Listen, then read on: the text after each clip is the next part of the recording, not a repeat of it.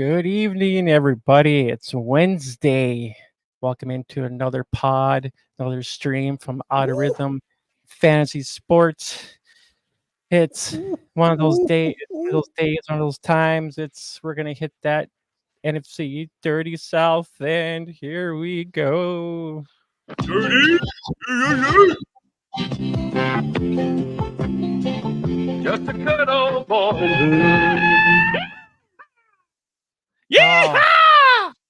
Oh yeah. Get him, boys! Fantastic, man. Man, it is fantastic. We amuse ourselves. Oh yeah, most definitely. Welcome into another stream, another freaking pod of Odd Rhythm Fantasy Sports. I'm your host, Jamie, and I have my co-host on the other side, Eli. Man, is it hot! But before we get too far in there, anywhere, I know, right? Make sure you join our Discord. Discord is actually in the link, I believe. I hope so. Yeah, it is in the link. So don't get me wrong on that one. It is in the link. So it's in the description. So let's make sure you click that little thing there and join up in our Discord. And yeah, make if you don't catch our streams, hey, we're actually on the airwaves out there somewhere on some little square things you call apps. So I mean, I'm sure there's a Google app and a Apple Pod, and I think it's called Spotify too. So one of those two things. So get over there, follow us, subscribe, hit the little bell when you see one of those fancy dancy voice recorded things that pop up. So it's just one of those damn things. So hey, just follow us, like us, and all that stuff will do it itself. It's one of those things, I guess. We're everywhere. Hey, we're stocking up the inventory. We got plenty of content for you guys. You want to go back? We actually had quite a few views for the NFC North that we did last week. So if you want to review that, if you want to do the NFC East, which we did 2 weeks ago, or any of the AFC stuff so far, we've had a lot of fun with this division talk. 6 of 8. We're at 75%. We're almost there. Tonight, we're doing division numero. What I can't count. 7. So doing the NFC South, which to be honest, me and Jamie we're kind of rolling our eyes like, oh god. I obviously we have my beloved Bucks in there. It'd be fun to talk a little bit Saints. Saints are an interesting team, especially with some of their draft picks and if Michael Thomas can come reemerge from the abyss. But yeah, it's gonna be a fun night, and I can't wait, man. Right? Oh, it should be. Excited. Man. I just can't hide it. I don't know, man. It's once again our Twitch viewers have nothing. They probably thought we were invisible because every time I wait on this guy's butt, I gotta change the times and whatnot. I don't know whenever he's gonna show up here. We're supposed to start at 7, and it's like almost 7:30 already. I'm like, dude. And then it messes up all the streams, but oh well. Well, so we're here. Viewers, we're once here again, and we're ready to have at it. Some of the NFL news. Did you hear about my dear good friend OJ Howard? Finally, he's out of the league. Oh, Eric's back. Yes. Good evening, Eric. Listen, I don't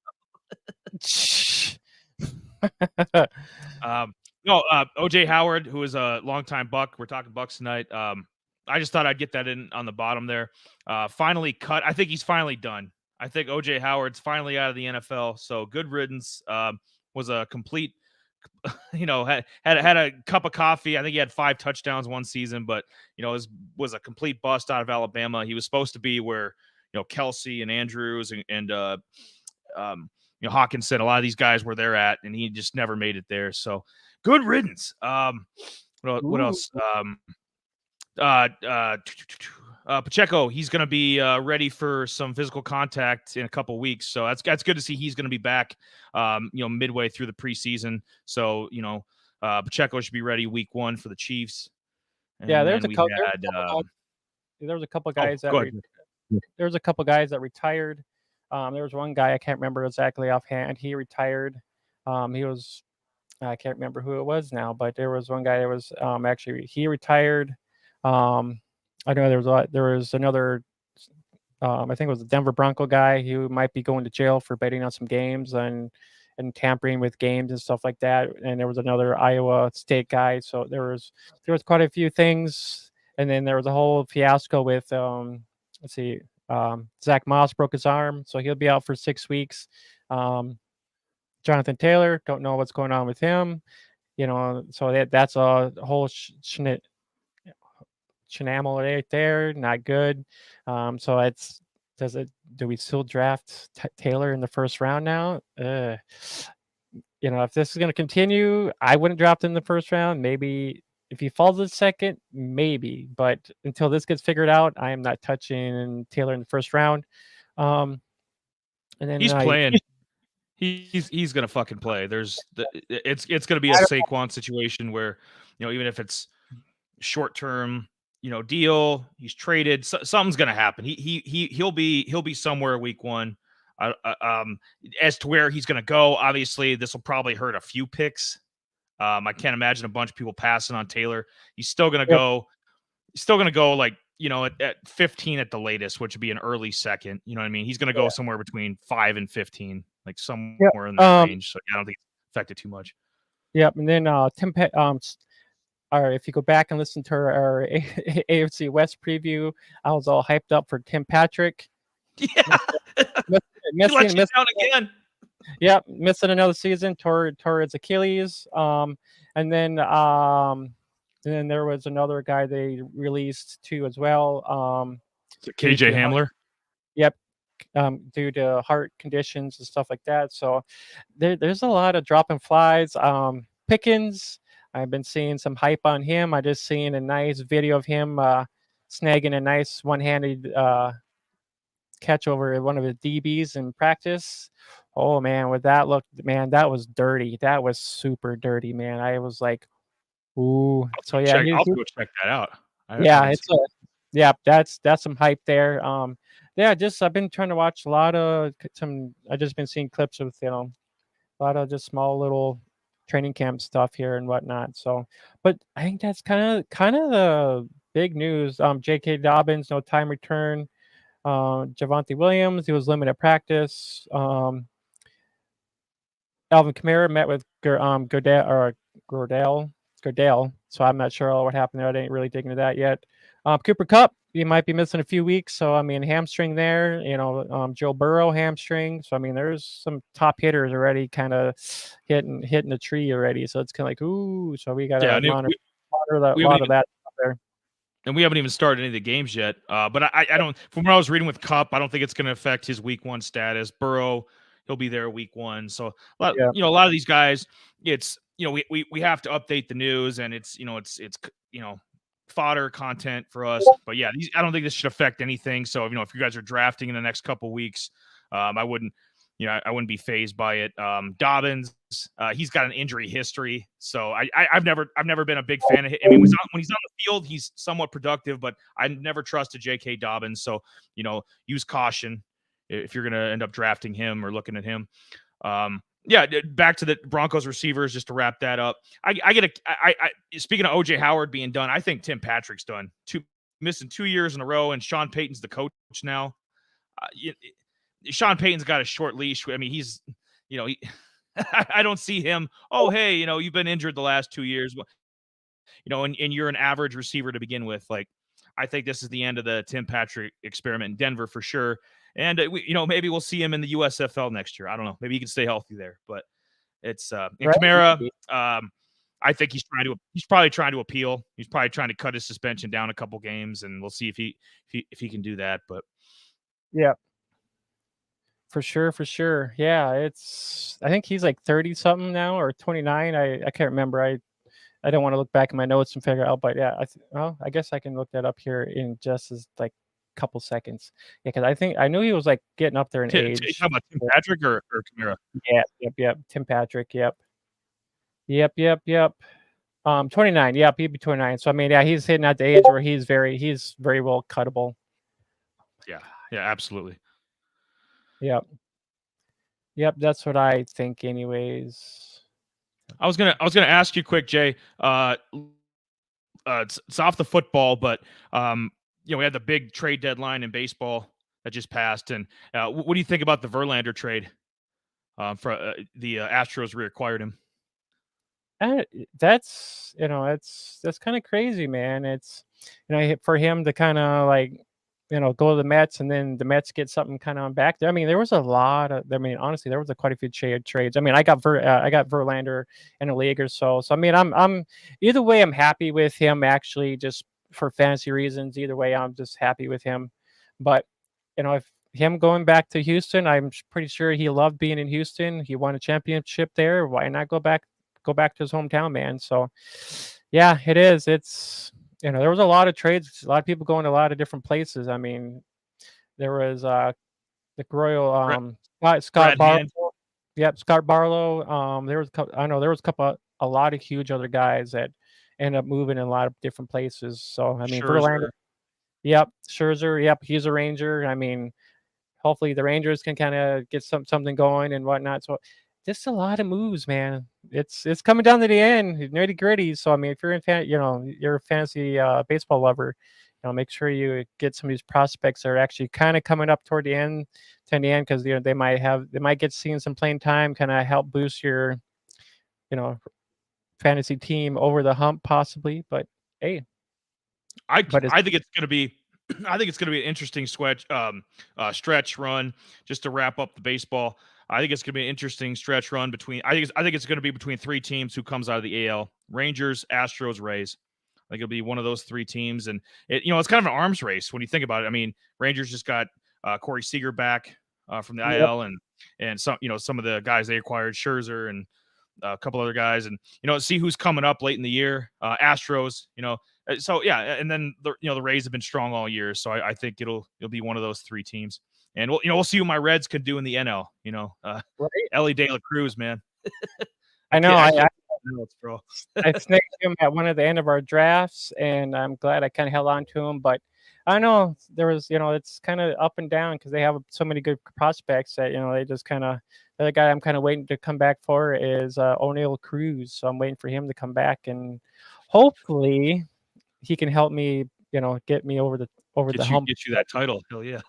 Yeah, it's a long haul, man. I'll tell you that. That's for damn sure. Yeah.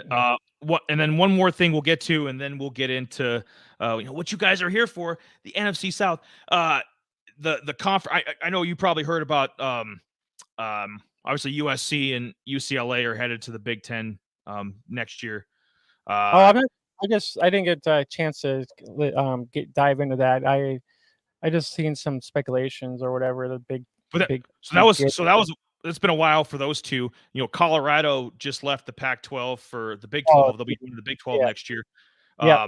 Yeah, it'd be fun to see Dion coaching in the Big 12. But now the Big 10, they're looking into Washington, Cal, Stanford, and Oregon. Like they're Oh, they're damn. looking to. Dude, they might. It's crazy. I mean, we're gonna have like 3 or 4 super conferences soon. We're gonna have 3 or 4 20 16 to 20 team conferences. It's just crazy, like how quick this is happening. I mean, who would have thought a year ago that the Pac-12 might not exist in a couple years?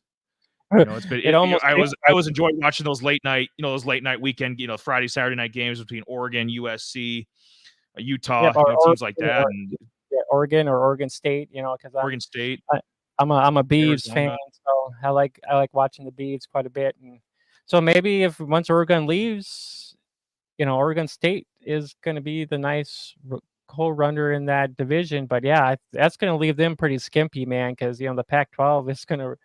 I would hate to see the Pac-12 just go bye-bye, and it's just like it's been there for so long now. It's not. It's 1915, like Jesus. over 100 years, man. That's been a conference. It's Good nuts. God. But It maybe is. I don't know. Maybe they'll salvage it. I mean, people thought the Big 12 was dead when Yeah. Texas and OU left for the SEC, when Yeah. they're leaving, next year. But maybe they'll salvage it. Maybe they'll get Boise State. Maybe some of those, maybe Gonzaga for basketball. Maybe add some depth that way, and then kind of Yeah, rebuild 10, 12 teams. yep. As far as I know, I think they were trying to work on some TV deal stuff to bring Yep. people back in. So it's just Apple, really, with Apple. yeah, yeah. I don't think the Pac-12 is going to die yet. Maybe call it the Pac-8, but I mean, Yeah. or the Pac-6. Ooh, Pac-6. Ooh, Yeah. yeah. Yeah. Show it off. But I mean, other than that, yeah, it's. I want to do some college talk here soon too, as well. But other than that, I think we should dive on in and kind of get this ball in the roll, man, because a lot of people ain't here to listen to us talk. They want to hear us about. They want us to talk about some teams. I'm gonna wash my hands clean. Excuse me, I'm about to cough up It's about time.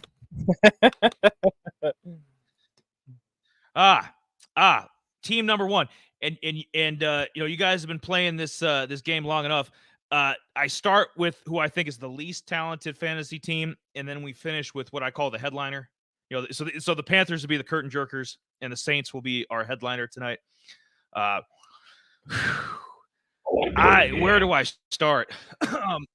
I think Miles Sanders by default, and this should create some. There should be some comments or some debate here. This is a very subjective team. This isn't like the Vikings. Okay, JJ's one, or the Chiefs. Okay, Mahomes is one. There are certain clear-cut guys on certain teams. That's not the situation here. This is very murky. But I'm going to go with Miles Sanders at one. Just for the season he had last year, had over 1,200 yards, almost 1,300 yards actually, had 11 touchdowns. Just a damn good season. He doesn't do a lot in the receiving game, but I mean, if you need a straightforward, guy, get you, 75, 80 yards a week, maybe a touchdown, this is the dude. He was probably a beneficiary of that Philly offensive line and having Jalen Hurts and Shane Steichen, the OC that took the Colts job. He's probably a beneficiary of all that.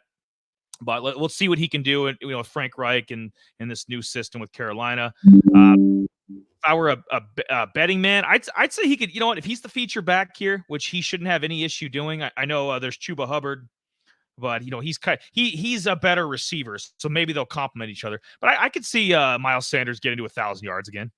I wouldn't be shocked. Yeah, last year, he had about 1,200 some odd yards last year. So I mean, honestly, I don't see why he can't repeat. He's going to be the workload. Hubbard himself, he didn't really see a whole lot of yards. 466 some odd yards. Yeah, he's a good number two when your main guy goes down. I remember because last year I'm like, oh shit, after the trade, it's just like go get Jamal Anderson and we have Jake from State Farm. What? Jake from State Farm? How's it going, buddy? Hey, buddy. Right? So let's get back to what I was saying here. That but yeah, he's got a big old thing here. It's Jake from State Farm. I want to be on your commercial, bro. I'm just kidding. He says Dynasty with contracts, 1 QB, half PPR. I have Allen and Burrow, Josh Allen and Tariq Hill for Chase and G Ford. Am I giving up too much for Chase? Chase is under contract for 4 more years. Hill and Allen for 2. God, I think you are, just because I don't think you're getting anything back in Jerome Ford. Jerome Ford's just kind of a throwaway. So it's almost a chase for Allen and Tyreek, if you think about it, and that's too much. Yeah. I would. So he's actually getting. So he has Allen Burrow. So you're actually trying to get Allen and Tariq Hill. So he's got. Okay, he's got Burrow already. So he's already got. So he wants to do the combo. He wants to do Burrow and team up with Chase. For the next. Yeah. Burrow sign along. He'll be in Cincy forever, but so kind of team them up for the next 4 years at least. And then he's got Allen and he's going to give up Josh Allen and Tyreek for Chase and Jerome Ford. And I think that's, like I said, I think that's way too much. If it was Tyreek and maybe a lesser guy, maybe like a mid-tier running back, like a David. If it was Tyreek and David Montgomery, for example, I'd say absolutely, you do that in a heartbeat. But Josh Allen, I know he's might be the backup here. I don't know if you're in a 2 quarterback, or you said 1 quarterback league. Have PPR. Yeah, I mean, it's very. You can get more value for Josh Allen than that. I mean, if he's kind of the throw in the trade, I mean, Josh Allen's too good to ever be thrown in. Most definitely. I mean, Chase will be the guy over Tyreek Hill down the road. Tyreek Hill will be probably in the next couple of years. He'll be out. So I mean, Chase is the guy you want. Ford, yeah. I mean, he's just a backup, and down in freaking Cleveland. So, yeah. So. Yeah, I get where he's coming from because Chase is young, going to be the long term answer. Tyreek's coming towards the end. Josh Allen backup. Brandon Cooks. I mean, that spices it up a little bit. Yeah, I think you can do. I think you can do Jay. I think you can do a little bit better than that. If you can get maybe, like I said, maybe like I don't know if you're looking for a receiver. I don't know if you were looking for running back or receiver, but if it was like a running back, I'm not sure if he's got David Montgomery or. Just a receiver off the top of my head. I do like Brandon Cooks. So I mean, because him and Dak are kind of getting together too as well. For long term, I think Brandon Cooks. Deontay Johnson, maybe like Deontay and Chase for a Tyreek and a Josh Hill. A package like that might work. Yeah, I think he just wants to go long term too. I mean, Brandon Cooks isn't bad, but he's getting towards the end too. Yeah. I think this is kind of his last stick here with the Cowboys. So I mean, I think after this, I'm pretty sure he'll be hanging it up. So, I mean, honestly, I don't mind Brandon Cooks, but in Dynasty, especially Dynasty, it's pretty much it's 1 year rental, really. I mean, he does got DJ. DJ Moore. I think is that DJ Moore, or is that a different? But he's got Pickens. Johnson. Oh, he does. Okay, that's your. I would stick with Pickens on. Okay, you got Pickens. So I would, honestly, Cooks is not a bad deal. I mean, I guess it comes down to what I don't hate the deal. Yeah. I don't mean to cut you off, Jay. I don't hate the deal but I think Jerome Ford is a waste. I really do. Even if Nick Chubb goes down, I see them bringing in somebody else or trading for somebody else or promoting like a young guy. I don't see any future for Jerome Ford. He's just a fill-in 300-yard kind of guy. Like I said, if you can do a little bit better, anything's better than that. So I know you have Pickens, but I would go after if you're dead set that you want Chase, I would go and get Deontay. I know it's kind of overkill with the Steeler receivers, but you need more value than Jerome Ford for that that second guy, that throw-in guy. So Jay was kind of same thing, but I know you don't want to team up Pickens and Deontay, but that's personally that's what I would do. Me, I mean, I would probably try to stay away from it, but I mean, it's hard saying to have both combinations. I mean, last year I had Higgins and Chase, and it was dynamic because I missed my draft. But still, when it comes to Dynasty, yeah, I mean, unless DJ goes off, maybe you could try to trade him for somebody else too down the road too. But I think Cooks is a little bit better than Ford, but I think you kind of got a good answer there. And now, back to our regularly scheduled programming. Sound effect. No. No, Jake, I appreciate you actually being with us. I'm all for people. If you've got I mean, that's a great. A lot of people are going to be in that situation. So you guys are free to throw. Absolutely. You guys are always free to throw in. We're not talking about, a lot of those players from the AFC North or the AFC, but you guys are always free to throw in stuff like that. Cause we enjoy that. We enjoy, kind of thinking a little bit, debate.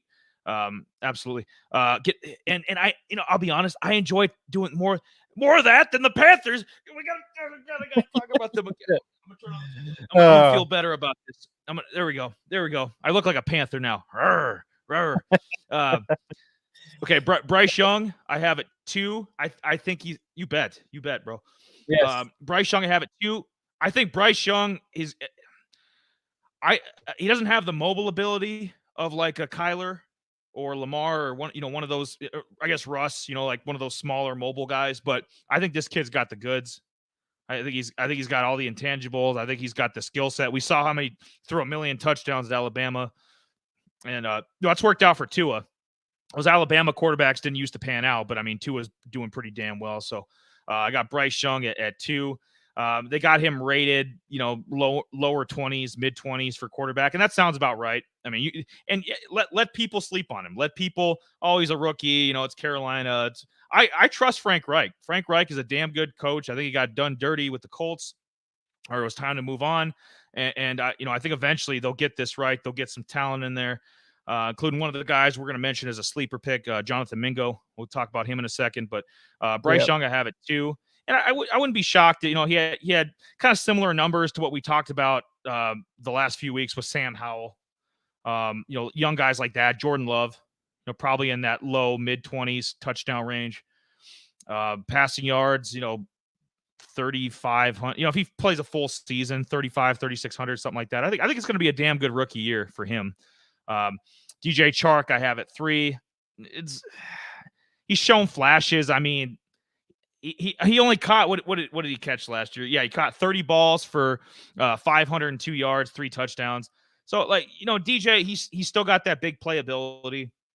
And if you transpose that over a full season, if he did actually stay healthy like he did in Jacksonville back in the day, DJ would have a shot at 1,000 yards. He's got that kind of talent. He's got the talent to be, a number 1 or a number 2. He's just, he can't stay on the field. So but by default, I think, and Jamie might disagree, but by default, I have DJ Chark as their number 1 guy. Now that DJ Moore was traded, I think if Chark plays, he'll be the number 1 guy. Let's see. What am I thinking of? I'm thinking of Hayden Hurst. It seems like this guy's changing teams every year now. The Ravens to the Bengals to the Panthers. He's moving around. So, I don't think Hayden's a bad tight end. I don't. He's not garbage, but he's not top tier. He's not a top 10 guy. But if you need late round pick, just a solid tight end. If you've used up a lot of your higher picks, you weren't able to get a Kelsey or a Hawkinson. Evan Ingram, a guy like that.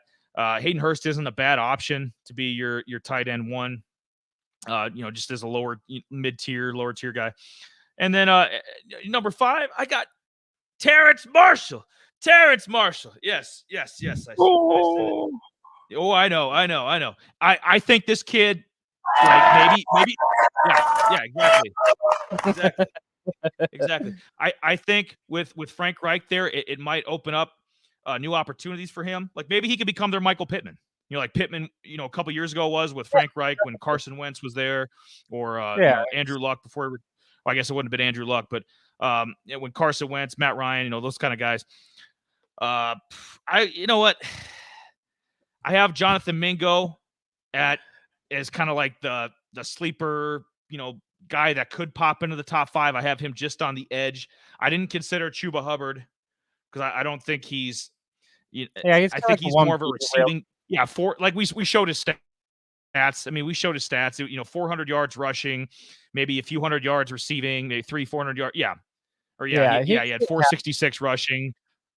Yeah, he didn't have a whole lot. He's a backup. Yeah, pretty much he is. Those are backup numbers. You would think about it when CMC was traded off. I mean, they went out and got another running back. They didn't, Chubbard wasn't the guy. I mean, he showed a little flashes there. I mean, he didn't get a whole lot of work either. I mean, 466 yards. I mean, that's not a lot of work. That's very, very little. I mean, that's it's pretty much kind of like a third down kind of running back, kind of coming in and just getting a little bit of touches. He had a small little bit of the goal work too. I think I didn't think he had too many. I know he had a touchdown in there too as well. I think. I don't know if it was at the goal line or not, but he had at least 2 touchdowns. No receiving touchdown at all. So I mean, not a lot of work in there. But Sanders is the guy that comes in. Will probably come in and Sanders is not really much of a receiving back either. I mean, he's more of the run through your tackles kind of back, So I mean, Chubbard will probably be the guy that'll kind of do a little bit of that work. It just depends on what's going on there. And it's hard because it with Shark and Terrence Marshall and all these guys. I was trying to break. I was looking at all these projections. It's funny because some sites are higher on Thielen, some guys are lower on Shark, higher with Shark. Marshall, they pretty much are like, screw this guy. I mean, he's pretty much, you know, comes down to being I, Denied. I think you know Jay, I think he's got big playability. I look at the yards after the catch. yeah. Marshall he had 28 grabs for 490 yards and a touchdown last year. So, he's or is that what he's projected for? 29, No, this is 376 and 2. nope. That was his stats for last year. So this is what he put up with, DJ Moore being there. His projections, kind of for this year, it's I probably had that backwards then. He's yeah. probably projected for like 490 and a touchdown. I think that's low. Oh, I really actually, do. oh, never mind. Actually, this is his projections for this year. That was my fault. Sorry. Yeah, these are this year's projections. I think Yeah, these are low. I think these are yeah. super low. They're. I was looking at. I went to 4 different sites. They're super low on him. I'm like, what? No way. That's why I'm like, Shark, for example. Yeah. Shark had buy low on this guy. yeah. I think Thielen's 33 years old. I mean, he was supposed to be a Viking lifer. So obviously, if the Vikings are getting rid of him, it's not. I mean, he would have taken less money. I mean, Thielen's from Minnesota. He's from Detroit Lakes, which isn't too far from where we're at. So like, he probably would have taken less money to stay there. So obviously, the Vikings know he's shot. And anybody thinking that Thielen might be the number 1 or 2 guy here is on drugs. Okay, Adam Thielen is like a slot guy at best. I think they confused the numbers, Jay. I think they took Terrace Marshall's numbers and swapped them with Adam Thielen. I think these are Adam Thielen's projections right here. I know this is why it's confused. I'm like, because Marshall's been there for the last couple of years now. Everybody's been oh, screw Terrence Marshall, yada yada yada. But I mean, he's an LSU guy. I think he's got talent. So I just want to I want him to show truthers like, hey guys, here's what I'm capable of doing. I mean, Thielen, he had a hunt. It's funny because the Ballers got him projected for 700 some odd yards. Then the rest of the sites are pretty low on him. ESPN's got Shark as 840 some odd yards, and then the rest is like 600 some odd yards. So it's like, dude. And then Jonathan Mingo, the Ballers got him projected for about 703 or 733 yards and a 4 touchdowns at least in there. So I mean, it's just kind of all over the place. It is. I mean, I want Terrence Marshall. I think Shark will be this number 2. Thielen will be number 3 with a little sprinkle of Mingo in there. But it's once the season starts, I think that's kind of where we're going. I mean, Jonathan Mingo was their I think there was the 3rd round draft pick this year. So I mean, coming from Mississippi State. Or not Mississippi, Ole Miss. Ole Miss. Yeah, I don't want to get the Bulldogs messed up with Mississippi. That's where Dak went. But I actually coming for your head. Look at, right. So these are the projections. So those are kind of the projections from the Ballers, I believe. I like these projections a lot. I really think Mingo. Yep. He reminds me of another Ole Miss guy that was drafted. I think you've heard of him, DK Metcalf. Anybody? Oh yeah. DK's been nothing but a stud with Seattle. So, just another big play, big bodied receiver. Oh, yep. Yeah. So these projections came from Fantasy Pros. Those are kind of his projections. His last college stats from 2021. He didn't see a whole lot of action in 2021. He had about 346 some odd yards, 3 touchdowns. The next year, he kind of bumped up to 861, with 5 touchdowns. That was with 13 games. He played only 6 games in 2021. So, Mingo's he's got some upside.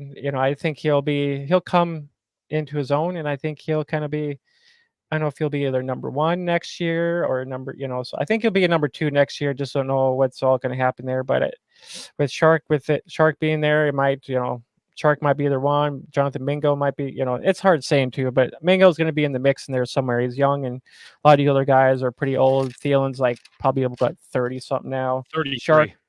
Yep, Sharks 26, Terrence Marshall's 23. So Marshall's got some life left to him. Like Mingo is 22, so I mean they're kind of young at wide receivers. I don't know. I'm kind of curious to see what Bryce Young can do. I don't know. They got him.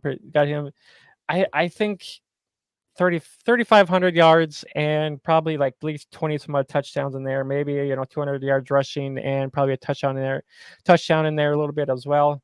But I think this kind of like the whole wide receiver core is kind of wishy-washy. So I mean, that's what brings them down is there's no clear cut. It's subjective. You could have Marshall. You could have Marshall as the one. You could have DJ Chark as the one. Maybe Mingo. Maybe he explodes. Has one of these rookie years that 1,000, 1,100 yard rookie year that we didn't see coming. Like whoa. Yep. He's got that ability. Him and Quentin Johnston from the Chargers. There's a couple guys that have the receivers. They have the ability to have a just a crazy rookie year because they've got that level of talent. I mean, this kid had. What was that? He had 14, 51, 77 grabs and 14 touchdowns last year at Ole Miss, and that's in the SEC. I always preface it that you're in the SEC. Yeah, you're in the SEC. I mean, you're no slouch. Same thing with Marshall with LSU. These guys got talent. I mean, they don't bring you to an SEC school unless you got the goods. So, it'll be subjective, but I would say clear cut. Miles Sanders will be the number one back unless injuries happen. Of course, Hayden Hurst, clear cut, will be the number one tight end. I don't know if Tommy Tremble's still the backup, but he's a bum anyways. They could have they should have taken one of these guys like the Packers did or the Bills. They should have taken one of these tight ends, honestly. But to kind of eventually supplant Hayden Hurst. But Bryce Young will be the clear cut number one quarterback, and then like I said, it's murky with the receivers. So. That's what kind of brings them down a notch. Why, they're probably even with the Bucks, but I'm a Bucks, I'm a Bucks fan, so I'm gonna put them, a little bit higher. So, So, any more thoughts on the Panthers, Jay? Yes. I'm gonna. So pretty much, Panthers were turning at 29th overall in offense wise. So really, really crappy passing. 28th, but with 190 some odd yards a game. Rushing about 130. That was best for 10th. So you can kind of saw that with. Foreman and Hubbard, so I mean 10th overall with the rushing. It's hopefully their pass game hopefully they can get a mediocre, hopefully they can get 50, kind of in the middle of the pack. I was going to say Bryce Young for 2 QB leagues, he's getting drafted in the 7th round. In PPR leagues, about the 12th round. Terrence Marshall, he had about 13% of the target shares there, with DJ Moore being there.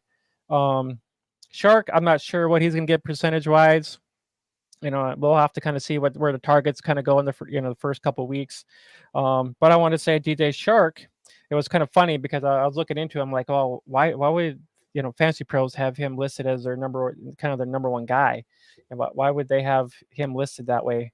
And I was looking in, and Shark was drafted, from the Jags. He played. It was funny because he actually played with.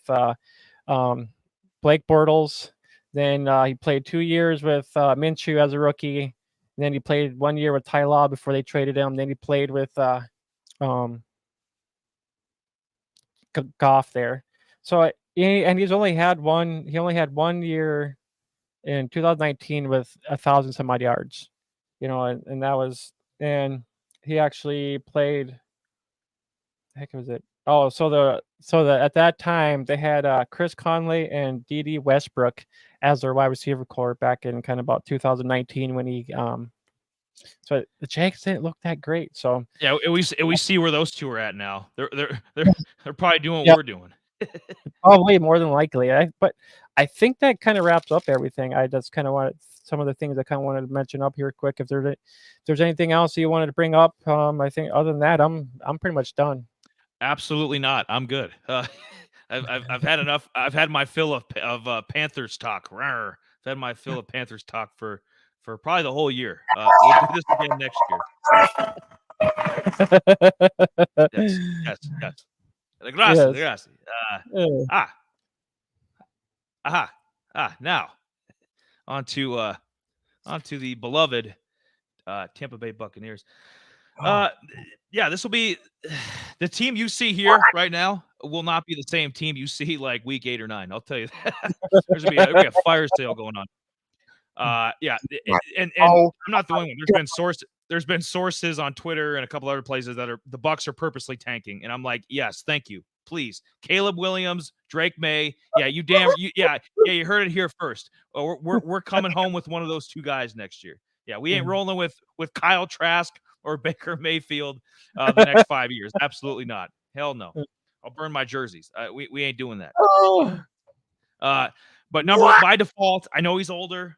He's going into his 10th year, but he still puts up 1,000, 1,100 yard seasons. And I mean, who else is there? I mean, come on now. I'm being nice here. I mean, you could actually argue that they're probably below Carolina. This is probably the least talented team in the division, but Big D. Oh yeah, right time. We're talking some Bucs. I want to hear your thoughts too, as well as Jay. And anybody else has some Bucs talk. I know my brother's down in Florida if he's got something to chime in with. But I put Mike Evans at number 1. Like I said, he had once again had over 1,100 yards last season. Had 6 touchdowns. So he's still putting up. He's slipping a little bit. It's not like a big off a cliff. Well, I almost knocked over the mic there. It's not like he's going off a cliff. This isn't The Price is Right, the cliffhanger. Oh, like the little. No, that ain't going on here. But Mike Evans will be traded at the trade deadline when the Bucs are like 1-6. So you can count on that. And I would too. I hate to say it, and he's going to go in the Hall of Fame someday probably, and he's going to go in as a Buck. Obviously, can't thank Mike Evans enough for his service. He's probably been, if not the best, one of the best receivers we've ever had in the history of the franchise. So, yes. I can see him getting shipped out. Conversely, on the other side, Chris Godwin, I think Godwin's going to stay. I think he'll be a Buck all year. Still have problems with Lattimore. Get out of here with Lattimore. You know what? Maybe Lattimore gets hurt in training camp, and then it's the Bucs don't have anybody. They don't have any corners. Jamming them and taking away from Mike Evans, and he's only going to face Lattimore twice a year. Doesn't matter. Godwin, I've got a number 2. Had over 1,000. 1,000 yards last year, 3 touchdowns, over 100 grabs. Your classic possession guy. And I don't see why who else are they going to throw the damn ball to, especially when they trade Mike Evans? Like, I think this guy, second half of the year, is going to have a bunch of value. He's going to get a bunch of garbage stats. So I would, year-to-year league, I would definitely go and snag Chris Godwin. He's where was he going, Jay, in the 12, the 12 team like snake PPR draft? Was that maybe 5th round, 6th round, something like that? I think that's where we've done 2 mock drafts so far. I think he was going somewhere in that range, 5th, 6th round, and a 12-man. Yeah, right. He's gonna have a bunch of he's gonna gobble up those grabs. He's gonna gobble up those yards.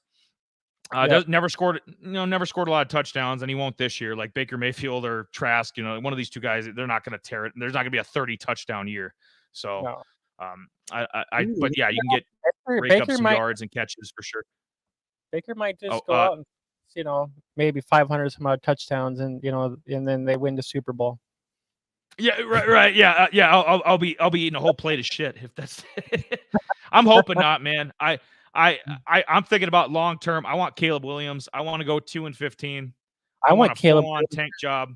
Boys. I want to be. Remember DuckTales? Remember the DuckTales show where DuckTales, woo, he jumps into that big pool of the gold coins. That's going to be me when we take Caleb Williams at number 1 next year. That's going to be me.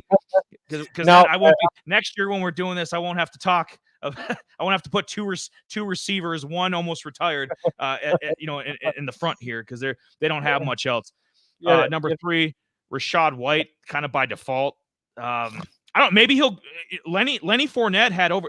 People don't know this. Like, he had over 70 grabs last year, and that was with Tom Brady. Obviously, Tom Brady.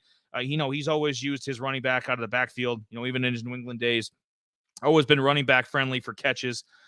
So I don't know if that's going to change so much. Having Baker Mayfield here and and Trask. I don't know if still Byron Leftwich as the OC. So like maybe they'll keep some of that. But Rachaad White had 50 grabs last year. Like they had 123 running back receptions between those two running.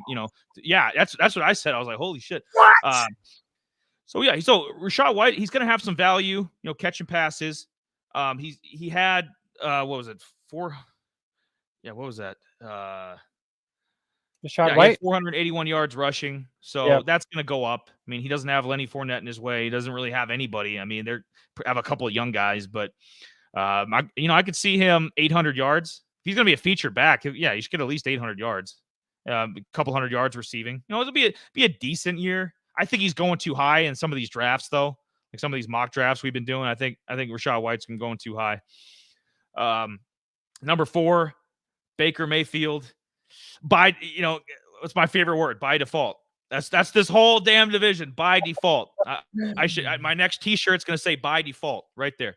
I can't see a scenario where Kyle Trask beats out Baker Mayfield. Baker's is, he did enough in Cleveland. He did enough in Cleveland. I know Carolina was a disaster, but he was decent with the Rams. So he did enough with the Rams and Browns to earn the starting job here. And if it's just a 1-year thing until we can get, a young franchise quarterback, I'm fine with it. I hope he puts up stats, but I hope he loses. Does that make sense? Like I don't want to go 0-17. But I want to go 2-15, 3-14, something like that. And so I hope Baker takes us to the promised land. I'll have to see, I'll have to see what Jay's thoughts are, or Donovan, anybody, like how many games you think Baker Mayfield's going to play. But inevitably he's going to be hurt. Baker always gets hurt. He hasn't played a full year since 2020, 2019. He's I think it was just 1 year he kind of missed. I was kind of looking into that. I think it was 19. It was either 19 or 20. It was one of those 2 years he missed. I think it was before he was going to get traded or something. I can't remember exactly, but yeah, it was one of those years he missed maybe 6 games or something like that. One of those two. Well, it was one of those 2 things for sure. But he's always banged up. He just maybe he's not missing so many games, but he just kind of he was a smaller guy, not very mobile. But at least he's really out of his way. I'm just when they signed him, I was just like, really? That's the best you can. That's the best you can do to replace Tom Brady. It's kind of hard because there wasn't really anything out there, anyways. I mean, I think Baker is not bad. I mean, Baker, overall, Baker can be a top 25 quarterback weekly. He's got the ability to. He's not going to be. He did. He's not going to. So in overall, I mean, just looking at all the stuff he was doing, I mean, even through his career, I mean, he was a top 25 player. So I mean, he can. I don't see why he can't be a top 25 player. I mean, he's got the talent around him. He's got the good wide receivers to be tossing the long ball to. I mean, for me, I think Baker will have a good year. I mean, I could probably see him having 3,500 some odd yards this year. Well, he's got 3 damn good receivers. He does. And Russell Gage is another. Yeah, Russell Gage is another guy that had a shit ton of catches last year, and has had productive years with the Falcons and with us. And Russell Gage is one of the better number 3s in the league. So I mean, he's got plenty of. I just see it going south though. Like no pun intended. I see it going south, and the Bucs being 1-6, and then moving Mike Evans, moving Russell Gage. Yep. Moving one of these guys, and then Baker's going to have even less talent that he had in Cleveland or with the Rams last year. So it's I hope he, like I said, I hope he puts up stats, but I hope he loses, because to me this is a full-on tank job. I can't wait. DuckTales, woo, right into that sea of coins they call Caleb Williams is where it's at. And then in Dallas, you guys could have Greg May. Yep. Let's see. Eric says Trask will have a long season with his post-game show. And Donovan says the Bucs are the NFC equivalent to the Packers, only a worse quarterback and running game. Yeah, they're not great. Bingo. Yep. And Eric says, has Tampa's new coordinator called plays in NFL? Oh yeah, the quarterback coach. Yeah, no, I completely spaced. I thought it was still Byron Leftwich. Thank you for that. Evans will be traded. No, to answer Eric's question, no, he hasn't called any offensive plays. Not good. When you got Baker May, if you've got like, Joe Burrow at quarterback, you'd probably be okay. Not Baker Mayfield. But yeah, Mike Evans, I agree with you on that. He'll be traded. Maybe Russell Gage too.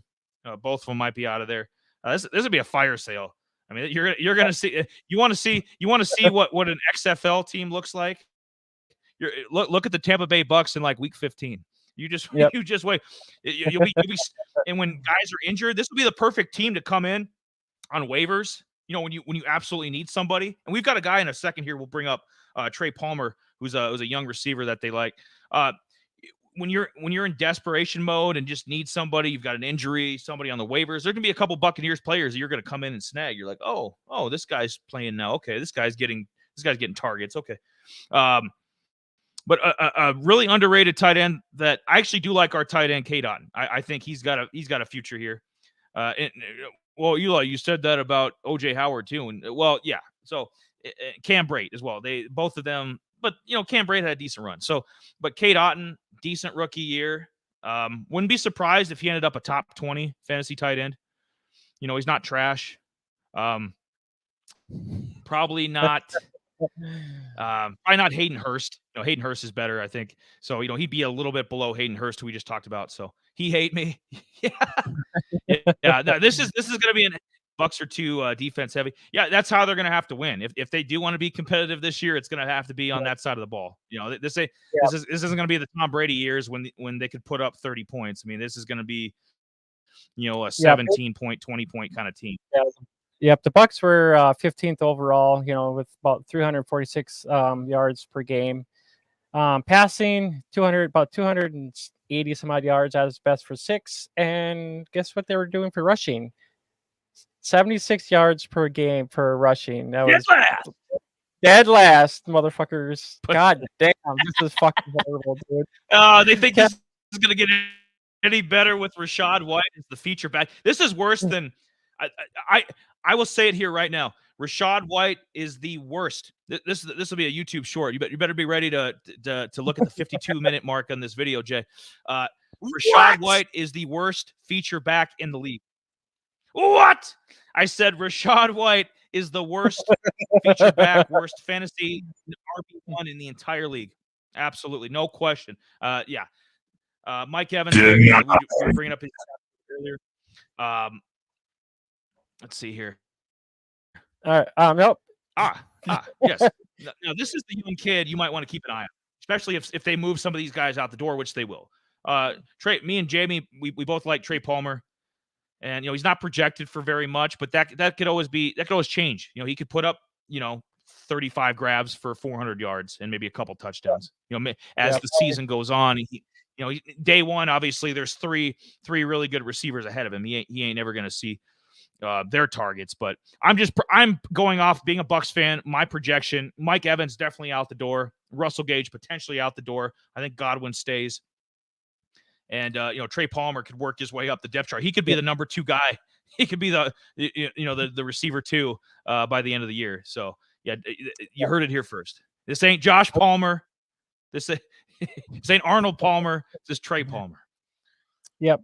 Yes. Let's. I want to backtrack here quick because Eli was all over the place. I'm like, dude, he was just going on his. I'm sorry, man. This is trash. This is trash.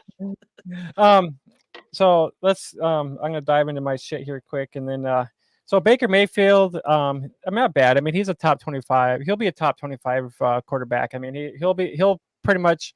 He might be on the waiver wires in one QB leagues, more than likely. I mean, he'll end up, depends on how big your bench is, probably 22nd, 22nd round, that's pretty, that's most common. So this Baker will probably be a guy that's going to be on the waivers, so it's going to be hit and miss with him. But in two QB leagues, he'll come off the board in the 13th round. I mean, overall, he's only been a top 12 player, 8% of the time. So, he's been more of a, pretty much QB2, QB3, good majority of the time. His completion is a 60%, his accuracy is not bad at all. So, that's why I think given them, him getting some good weapons. I think the passing is going to be scoring up again. Chris Godwin, I mean, he's 27. Buck, he went off, had 1,000 some odd yards last year. He was in the top 24 33% of the time. Him and Evans were in the top 24 33% of the time. So as you can tell, I mean, Mike Evans had 1,100 some odd yards.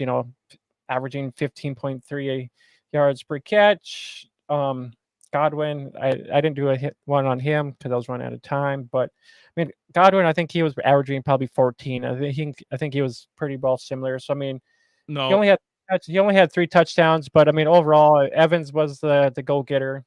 about 10 yards. He was only averaging about 10 yards a catch, Jay. I didn't. Yeah, I wasn't quite sure. I figure it was somewhere in there, but I know Evans was up there. But I want Evans to have another 1,000-yard season because I think he's getting close to Jerry Rice's record for many 1,000-yard games. So I think Jerry Rice had 11. I think. Yep, for seasons, yes, and that's getting pretty damn close. He's getting pretty damn close to that. So I want him to get another 1,000 yards. It probably won't be with Tampa, but he'll probably get 1,000 yards. There'll be plenty of contenders that'll need his services later. Trust me.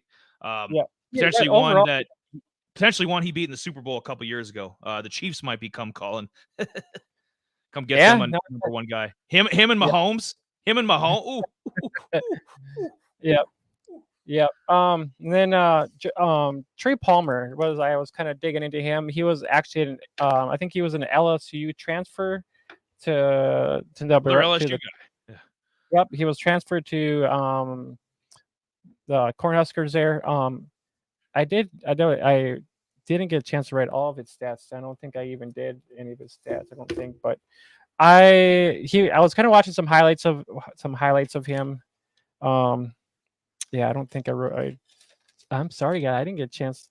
I know he didn't have too many yards. I think last year, I think he had a good flash. I think he had 800 some odd yards with Nebraska. Very super raw guy. Very, he's got some upside to him. I mean, he's good on the outside. I mean, he's got a good 50-50 ball. I think just Trey needs some good weapons. 1,000 yards and 9 touchdowns last year with Nebraska. Yeah, I couldn't remember. I had it written down somewhere. I have so many notes just laying around because I'm doing all my damn notes. Got notes here and breaking down other shit here and another little notebook writing down all kinds. So I mean, had notes all over the place, just preparing. So Trey Palmer was another guy I just I wanted to highlight because I think he's got some talent. I think he's like 6 foot. And so, I mean, he's another tall, fairly tall guy. I mean, he can break defenses pretty quick too, as well.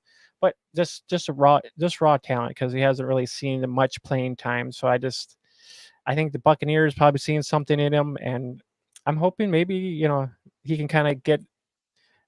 He probably will have a down year this year, and it depends on what the Bucs get. If they get Caleb Williams or Trey Mays, I think Palmer could be that guy that can maybe hook up with one of those two guys next year, possibly if that does come to arise. I'm counting on it.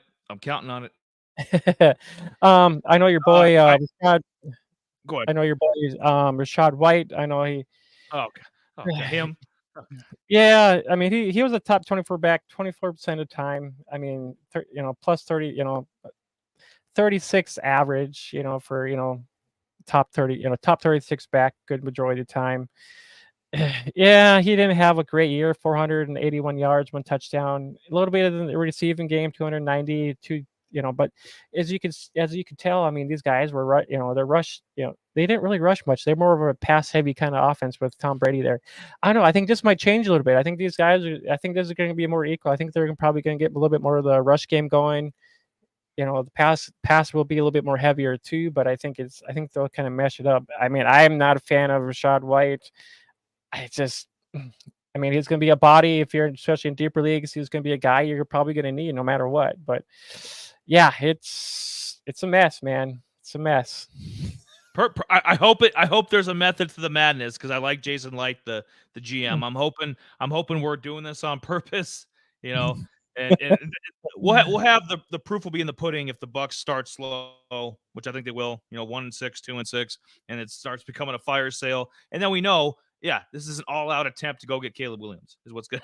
Yeah. Eric says is, Tampa's is O-line's what it getting is. changed as well. Yeah, the bad thing is, as long as they don't touch Tristan Wirfs, as long as you don't trade Wirfs, you give that man whatever the hell he wants. Yeah. Tampa won the South a record of 8-9. That's just horrible. They ain't doing that. I forgot to give Carolina's record. That's insane. I forgot to give Carolina's record my prediction. I think the Panthers will be 6-11, and I think my Bucks are. I think I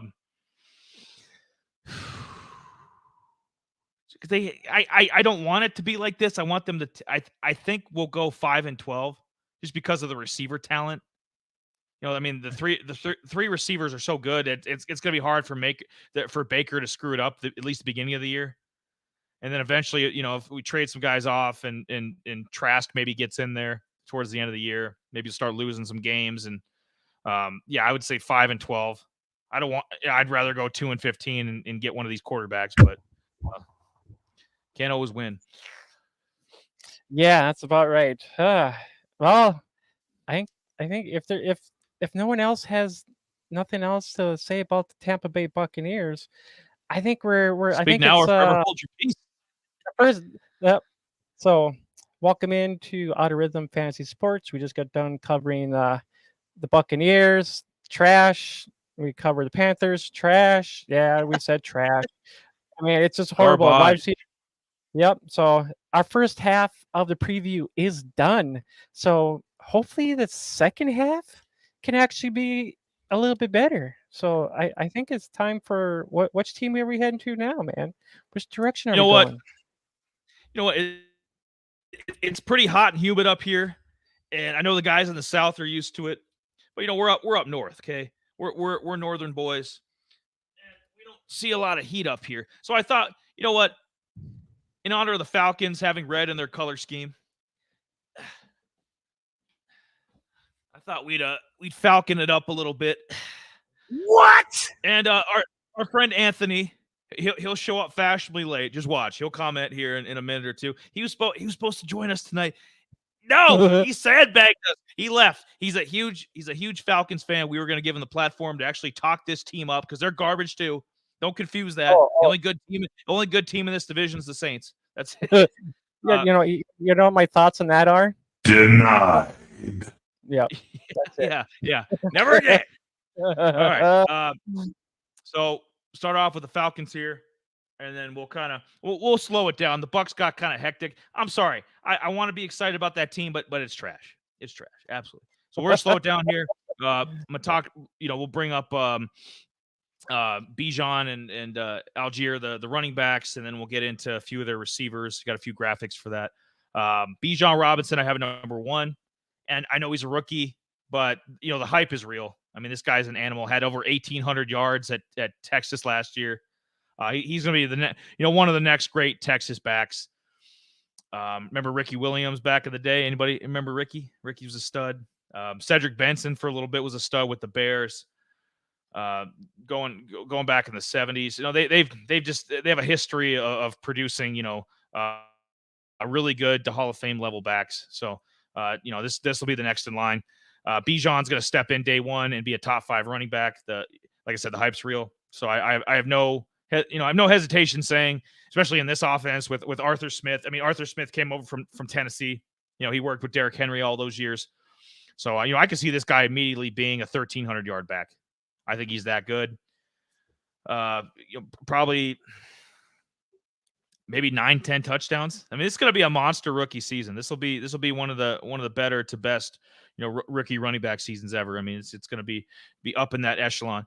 And then as we talk this up, there's a reason why I put the Falcons over the Bucks and Panthers. I mean, they've got a little more talent than they got a little more talent than these teams do. That's a little bit more talent. Little more. Just a little bit. Just a little bit. That's not bad. When Tyler Algier is your back, Tyler Algier, you could argue he's better than Rashad White. Yeah, I said it. There's an argument to be made that the Falcons' backup is better than the Bucs starter. That is pathetic. Oh, What do you got to say about these two guys here? That's what I got to say about these two guys. No, it's crazy to think about, how good, the Atlanta. I mean, like, so Atlanta finished 4th overall. It's crazy to think that Algier came in, had 1,000 some odd yards. They draft Bijan. Has the potential of being their 1,200, 1,200 some odd guy. It's kind of like a slap in the face to Algier. It's like, sorry, dude, we want somebody else. We don't like you much anymore. But I think this is gonna be like a two-headed monster. I don't know if they'll be. I don't know if their offense will be first overall in rushing or not, but I think they'll be damn close.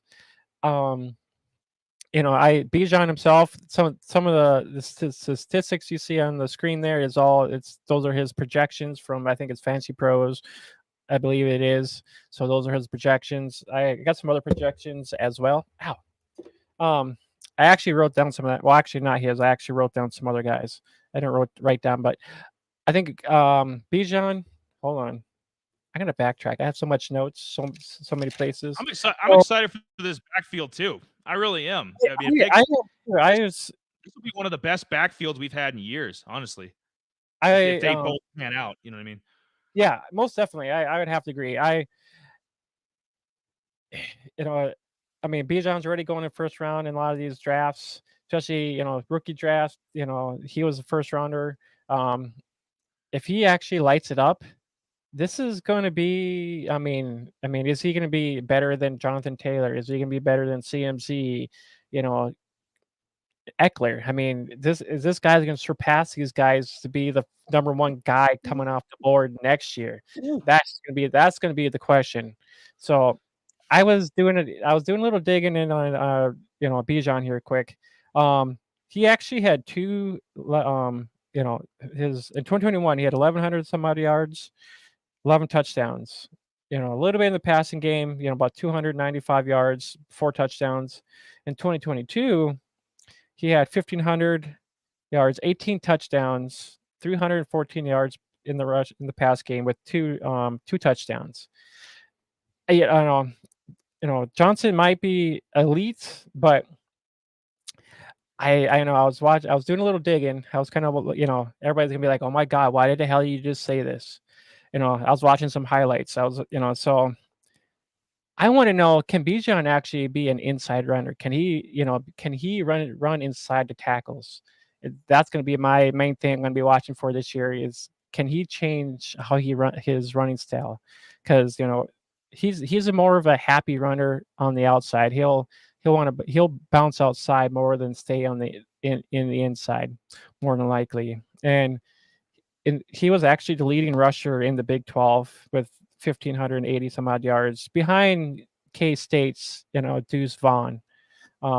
So he's got talent. No, don't get me wrong, but I want to see Bijan I want to see him run through the tackles, and if these guys start watching, go back, see some of the highlights, and you'll see he's more an outside runner. So don't get me wrong. You know what? I have no problem with that. That'll lengthen his career, honestly, than just shoving him right up the middle. I mean, that's what you get a couple year guy for, like a Foreman, from Carolina last year and with the Bears this year. Shove him right up the middle. If you want a dynamic running back that's going to last a while, that can get a second contract, that could be in the discussion with Eckler and Saquon and all these, CMC, all these guys. I think he just, maintains his style. And Arthur Smith, the head coach, he's a creative guy. So, he's gonna figure out a way to use Bijan where Bijan, I don't see Bijan, being injury prone. And I made a mistake. I thought he had 1,800 yards at Texas, but Jamie was right. He had 1,580 and it was 18 touchdowns. So I confused my stats there. But that's still a monster season in a big conference.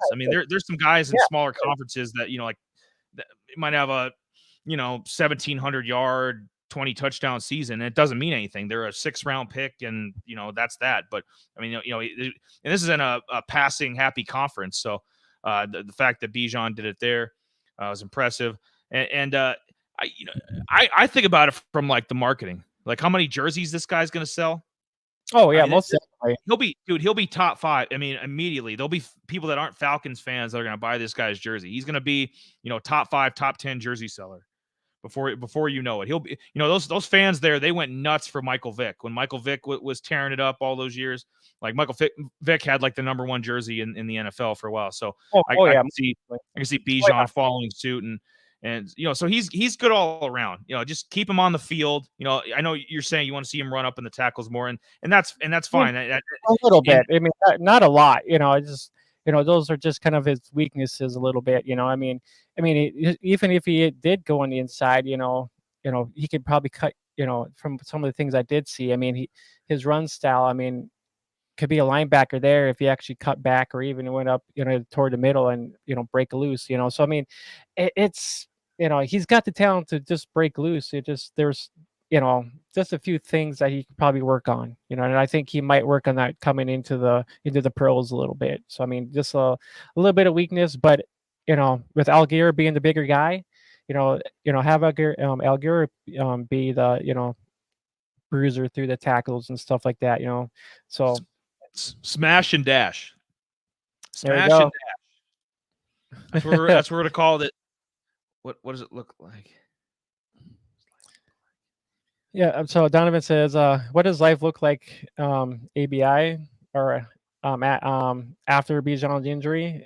I mean, Algier is the guy there. I mean, it's It's a 1,000-yard running, and this is no slouch. I mean, this is a 1,000-yard running back. They got some nice insurance here. If something did tragic go down, lots of Matt Ryan jerseys here too. Yeah. Those Falcons fans, they're rabid. They are. They got a huge fan base. Guy we know up here in town, Josh Hall. He's a huge Falcons fan. Which he'd comment too, but watch our stream. But yeah, they're all over the place. The Falcons they've developed a national fan base. The Dirty Birds. Jamal Williams. He started it all, man. Jamal Anderson and Andre Rison and all those guys from the 90s, and then into Michael Vick, into the Matt Ryan era. And now I think this is the Bijan era. If stays healthy, that's the biggest thing. Because Saquon tore it up for a year. People were probably already talking about his gold jacket after 2018 with Saquon. They're like, this guy this guy's the truth. And then couple years of 3 years of injuries there, but so hopefully Bijan stays on the field. And Algier, we just talked about, he's a number 5. So we both think very highly of these 2 running backs. I think they both deserve spots in these top 5. Kyle Pitts and Drake London are kind of interchangeable to me. You could argue, maybe London's 2, maybe Pitts is 3, but Kyle Pitts had kind of an injury down year last year. I think he bounces back nicely. I think he was overhyped from his rookie year. Like 2021, I don't see that guy coming back, and especially with Desmond Ridder as the quarterback. Even older Matt Ryan, like this guy is not an older Matt Ryan. He, nowhere near. I don't think Ridder is going to be a long-term answer at quarterback. That's why I have a number 4. So it's going to be a running team, and maybe Pitts and London get their stats along the way just because they're very talented. I mean, Drake London to me is their clear-cut number 1. And, with Kyle Pitts, with his skill set, as long as he stays on the field, he should put up number 1 tight end numbers. I don't think they'll be top 5 like his rookie year in 2021, like I was saying. I think he falls more into the, back end of the top 10, maybe 8th, 9th, for fantasy tight ends, or somewhere in that range. Like I said, I think he was overvalued after his rookie year, and some of the spectacular plays. I mean, he was running down the field like a receiver. I mean, he was catching like bombs, and people were just losing their minds. And then after what happened last year, and the drop in quarterback too, I want to consider that. London had over 1,000 yards as a rookie. Sorry, I stand corrected. He had 866. I think he's going to have over 1,000 yards this year, though. Just by default, you're a number 1 receiver. I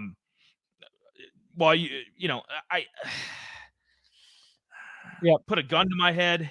Yeah, we'll put the graphic up of Drake London. Oh, Put a gun in my head. I'm gonna say, they got him projected 855. I'm gonna say he gets 1,030, so 1,030 yards and 5 touchdowns. So I don't think he's ever gonna be a big touchdown guy. Like some of the studs around the league. I don't think he's ever gonna be a double-digit touchdown guy. Yeah. But I mean, there's a place for a number one guy, especially in a run-heavy offense. It's gonna be a run-heavy offense.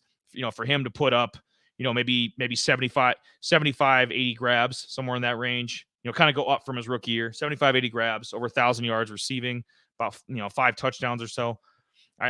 Targets, he should have a few more targets too, maybe in the 120, 125 range. I just think everything goes up a little bit from where he's projected and what he did as a rookie. I think he's more than capable of that. And who the hell else do they have behind him? Yep. So I was going to get into some of that too, because I wanted to, since you were talking about all gear, but that got winded. That got winded. Yeah. So pretty much it comes down to Drake London being their number one guy. I got some other little things here I kind of want to mention too. London, projections this year kind of high, 900-ish to 1,000. Couple sites had him 900, so the 900 range to 1,000. 6, 7, 5 or 6 touchdowns. This is what he did. What you see now is what he did last year. Yeah, it might go up a little bit. I honestly, if Ritter's in there, we had a small sample size of Ritter. Is Ritter going to be the guy to get their passing game not being 31st overall? Can Ritter be the guy, or does Heineke going to come in and tear it up? Show him what's about. So this is So I like Heineke. Yes. But I just don't think they're London, Pitts, and then Bijan are these three guys going to be the key to their opening up their offense? That's my question, because look at this core. Scotty Miller, Mac Hollins, a bunch of other no-namers. we got Scotty Miller was a cast off from the Bucks. Yeah. Basically dropped him like a sack of potatoes. So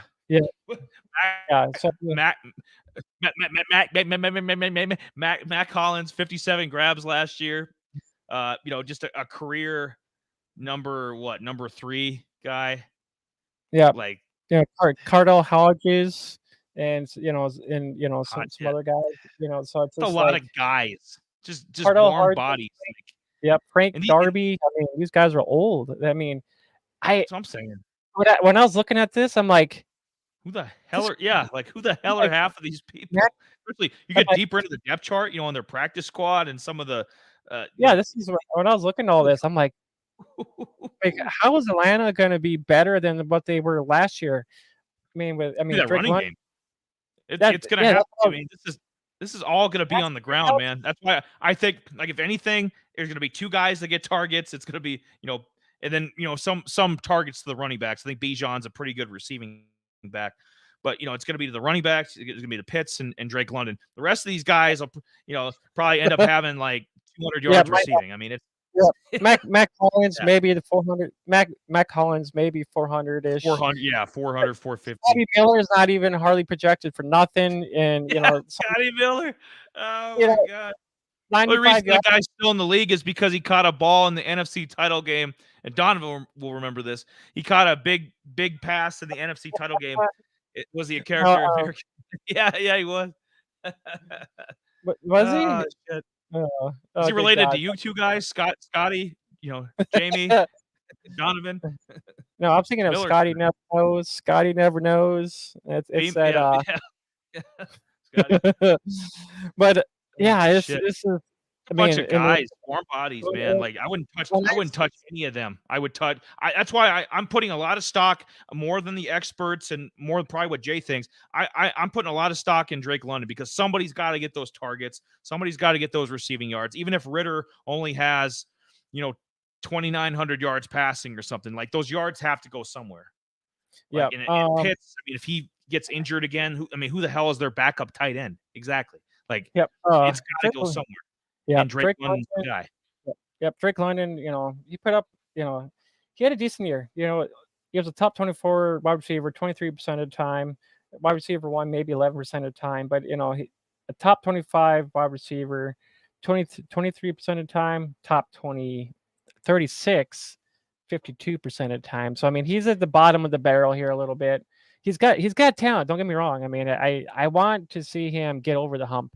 I want him to actually be like, I want him to see 1,200 some odd yards, but they're not going to be able to do it with Ritter at the hands at this helm of the reins, boys. I can't see it. I mean, with Ritter. I mean, he was a top 12 QB 25% of the time, but QB 3 75% of the time. With the limited things we saw from him, I'm very, very skeptical that the Atlanta Falcons is going to turn this shit around. Very, very skeptical. Maybe if Heineke was in there, if Heineke was have to be on the ground. But they did. Okay, I was joking about their backup tight end. I remember now. It's Jonnu Smith. Jonnu Smith, he's solid. Like if something did happen to Pitts, if you need, if you're in absolute desperation mode. And you just need a fill-in tight end because he's going to be on the waivers. If you need a fill-in tight end towards the end of the year, I don't think Jonnu Smith is a bad option. He had a few decent years with the Patriots, so I thought I'd get that in there. They don't really have a young guy, and Bijan's kind of the young guy, that kind of the prospect that's going to tear it up. They don't really have a Trey Palmer or a Jonathan Mingo, a young guy that we're super high on, first season. So I would, as like the sleeper guy, I would put Jonnu Smith in there because I don't trust Kyle Pitts' health now. Yep. He concerned me from last year. Scotty is blazing fast. Yeah, Eric, but that ain't going to translate to more than probably about 300 yards at best receiving. Like he's Scotty boy is what he is. He ain't doing nothing. Scotty's been denied. But, need a little graphic. Donovan says, Cordero's still in the league somehow. He's going into his 11th year. I don't know, maybe in the receiving game. What do you think, Jay? Do you think Cordero's got anything left, or could they trade him if he's still, viable? Cordero Patterson's 32, man. 32. I mean, they used him as a wide receiver, running back kind of combination, kind of be like that Deebo Samuels. He didn't after Algier came in, man. It was very, very, very, very little. I mean, he didn't come in and do a whole lot. I mean, he had that one good game week 1, 120 some odd yards rushing. Other than that, 41. He had one more good game in week 3, 141. Other than that, the rest of these were like 44, 52, 60. He's not involved. He's not going to be involved in this. I think he's just going to be more of a kind of like a wide receiver 4. They might splash him in here a little bit here and there to change it up, but I don't see Cordero. I don't see him being, really an role in this offense. I mean, I honestly, I think they're gonna be bad. So I was gonna say, I think he might have some value mid-season if he's still healthy. He might have some value in like trade. Trade maybe him to 32-year-old guy. I don't think so. But if you can get him cheap, I mean, if this might be his last year, or if he still can. I mean, obviously, it was just a year ago. The guy put up 200-yard games. So I mean, he's not a scrub. He's not a scrub. I think he's more viable as a wide receiver. I mean, I do too. I just think from a contender standpoint, like if you're, you get somebody hurt or you're lacking in depth, I don't know. The Jets are going all in. Maybe Rodgers wants to work with Cordero. I don't know. Maybe they No. I don't see Patterson doing anything. It's just stay away from Patterson all around. I wouldn't, especially in a deeper league, especially with the 16 league I'm doing. I ain't fucking touching his ass. He's done. No. Denied. No. Falcons denied. 7 I got him going 7-10, missing the playoffs. Yep. So Donovan says I kept him a few years back when he was supposed to break out as a Viking. What an idiot. Well, yeah, we all thought he was, because I mean they didn't have Jefferson there. They didn't have hardly anything there. I mean Thielen was there a little bit. I mean, yeah, we all thought Patterson was going to be that next breakout guy, but that didn't happen. They just shipped him out. So it's just he's kind of been pouting around the league a little bit. Ended up with Atlanta, yeah, not bad. I mean, they're all right. They're a decent team, but I just don't see them. I think they're going to be dead last again. I don't see them being any better than they were this year. Well, maybe third, but well, actually, no. I think Buccaneers are better than Atlanta. So yeah, I think it'll be dead last again. So yeah, that answers that question. 6-11, 7-10, somewhere in there. They'll be all three of these teams are bad, but yeah, we got one more team, and they're actually pretty good. Are they pretty New good? Orleans Saints, and the Saints came marching in. Thank God we actually got a team we can actually talk about. Got some talent.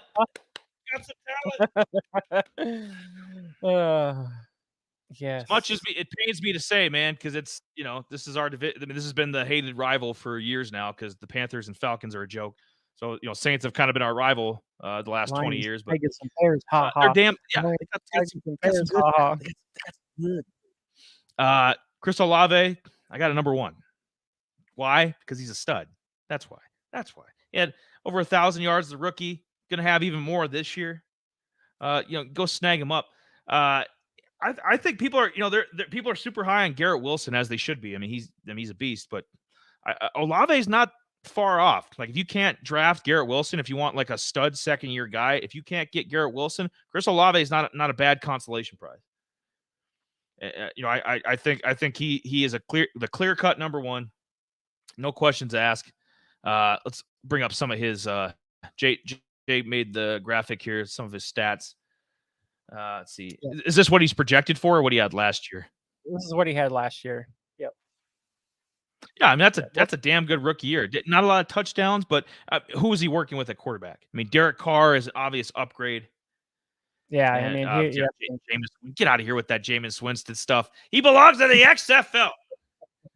I mean, for him, and that Jameson Winston and Taysom Hill, I think, as quarterbacks, last year, for the little bit that they did, he was playing with trash.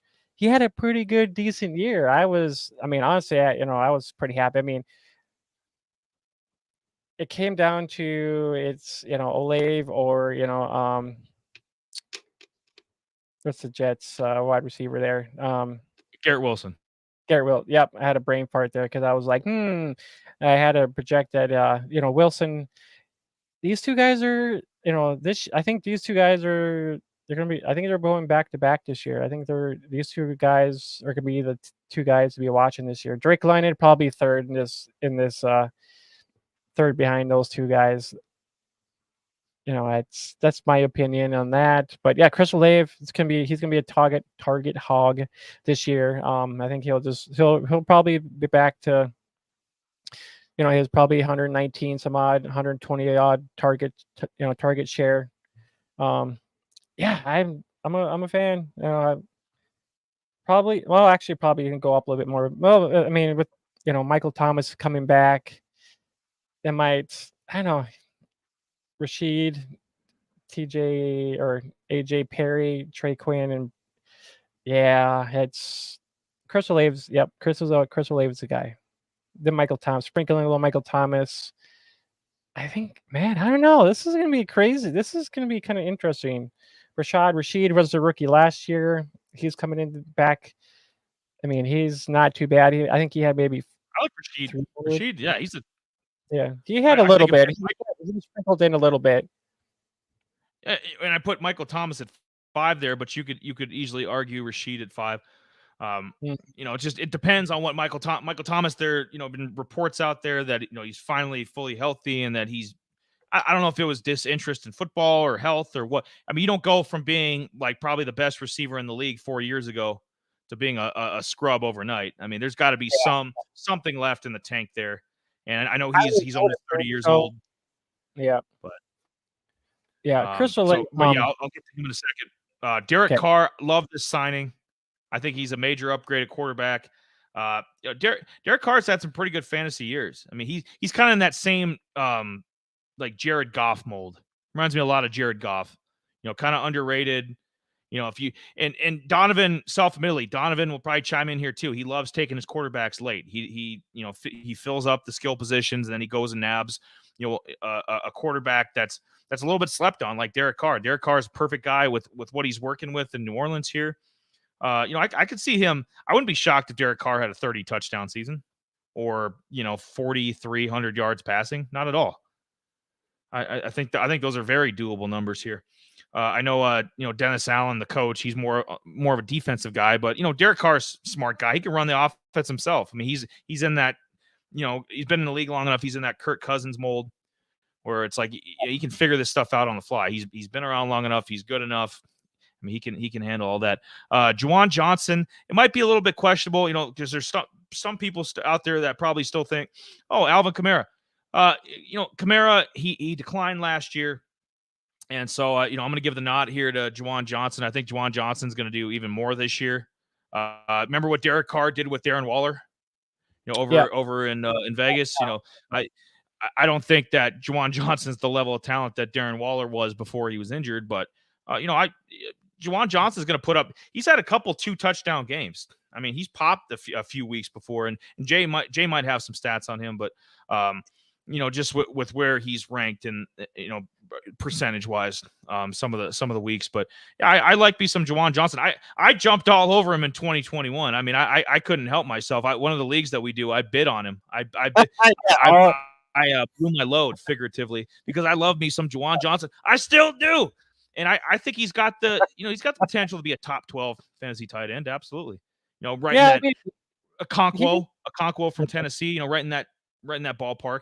I think Okonkwo is a little better 13. than Johnson, though, but that's just me, though. 12 or 13, I got him at. I put Kamara at number 4, and dropped down to 897 yards rushing last year. Only had 2 touchdowns. Still did pretty good out of the backfield in terms of receptions. He had 57 and a couple touchdowns there, 490 yards. So I don't know how long he's going to be out, and that's my big concern. Is it going to be 4 games? Is it going to be 6 games? It's so he's at that point where it's like I would cut bait with him, and I know that the Saints won't, and they won't be in a position to be trading at the deadline because they'll be good. They'll be the favorites. They'll win 10 or 11 games in this division, so they'll be the favorites. I don't see them moving on. I'd say next year he'll either be out of the league or he'll be in somebody else's backfield for sure. But yeah, it's just crazy. I mean, a couple of years. I mean, the guy had a 6 touchdown game, a few seasons ago. Jamie remembers that. Had him on his fantasy team. That was awesome. But yeah, it's running backs. Like we said, he's not even that old. He's not even close to 30 yet, but the decline is just steep. And he's gonna now with legal issues, he's just not worth the hassle, especially with Kendre Miller, the rookie that they took out of TCU, who we might talk about here in a second. I think he does a lot of the same stuff that Kamara does, so he might have worked his way out of playing time. And Michael Thomas, does Michael Thomas have anything left? Like we were saying, this guy was the best receiver in the league in 2019. Set records with receptions. Just he's unstoppable. You couldn't stop this guy. Him and obviously, Drew Brees throwing him the football. But if he's got anything left, if he's fully healthy, and from the reports I've been reading up on this, NFL.com and Twitter and different places, he might be back. And it's Devontae Adams was 30 years old last year and had a monster season. So just because he's going to be 30 this year doesn't mean he still can't have a great season. I mean, Tyreek's pushing on 30, and Tyreek's never been better. So we'll see what happens there. But the running back and receivers, Kendre Miller, TCU had. I'll let Jay jump in here quick, but I was just going to say he had almost 1,400 yards rushing last year, 17 rushing touchdowns, just a monster year. I know TCU made it to the title game, but that team was stacked. They had. Duggan, who's the backup quarterback with the Chargers now. He was drafted. Quentin Johnston, who first round pick from the Chargers, and Kendre Miller. That team was stacked. So, but yeah, Miller, I don't know. What do you think? What do you think about the whole Kamara, thing? And then I'll let you, if you want to get into your stuff. Um, if he's suspended, I mean, Jamal Williams and Kendra Miller will be the guys to kind of take that over, and then Kamara, I think he'll take his role back once all the whatever it does come to it. If it is a suspension, if is it 4 games or 5 games or whatever it might be. But Kamara he'll be their lead. He will be their lead back no matter what. So I mean that's just what I think is. I mean he's more talented than Jamal Williams. Kendra Miller, on the other hand, I think Kendra will be the next Kamara. He can be the next Kamara. Um, Benjamin, who cares about that guy? I mean, he was good for 2 games with the Cardinals, and everybody thinks get him out of here. They cut him. That's what the Cardinals thought of him. They cut his ass after like mid-season last year. Yeah. But yeah, I'll get into my couple of things here. Let's get back to Kamara here quick. I mean, he was a top 24 back 53% of the time, which is great. An RB1 27 or 26% of the time. I mean, an RB4 33% of the time. So I mean, consistency wise, I mean, he's been in an RB, heavy, or let me back up here. He's actually been in the like top 15-ish for like far as like consistency of being a top back. So I mean, you're not going to give up on Kamara. I mean, I haven't. I mean, yeah, I still got shares of him. I'm still going to hold on to him in some of my, especially even my keeper leagues. I'm still going to hold on to him. I mean, in 2021, he was the 8th best running back. In 2022, he was the 18th best running back. So I mean, even though he had a few injuries here and there, he was still good. I mean, they're not going to give him up right away. I mean, yeah, he's 28 years old. Maybe 1 or 2 more years, and then they might ship him off. But I mean, it's hard saying. But Kendra Miller I think he'll be the next guy in this bunch of guys. That's going to probably, once Kamara kind of falls out, Kendra gets a little bit more involved in this offense.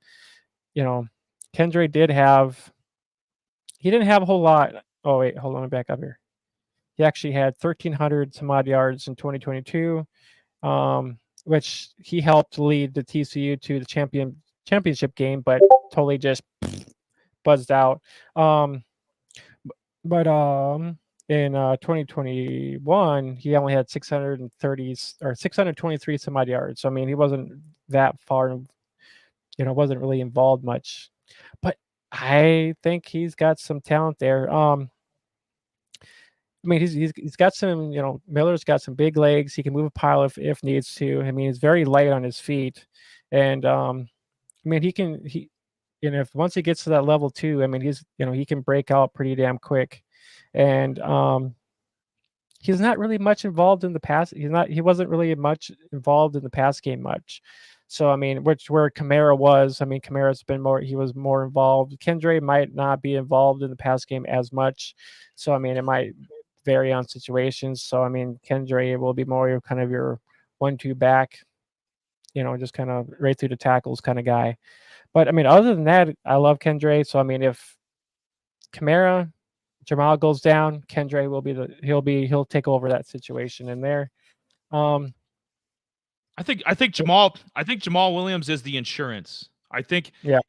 Obviously none of us see him putting up those, 1,000 yards again or 17 rushing touchdowns like he had with. Oh yeah, that's not happening. That's not happening. No, he's going to go. I think he'll be a little bit better than what he was with Green Bay, but yeah, a couple teams ago. But yeah, he ain't sniffing 17, not even probably 10 touchdowns again. So, but he's a nice insurance policy. If because Kamara, because his good was so great.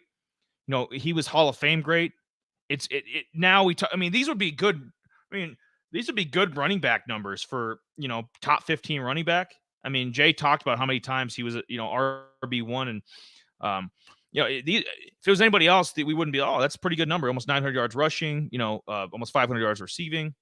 Yeah. That's not bad. 4 touchdowns. That's not terrible. But because it's Alvin Kamara and, this guy, for 5-6 years was like the elite of the elite, in the league, top 5 running backs. So now so it's subjective, like obviously.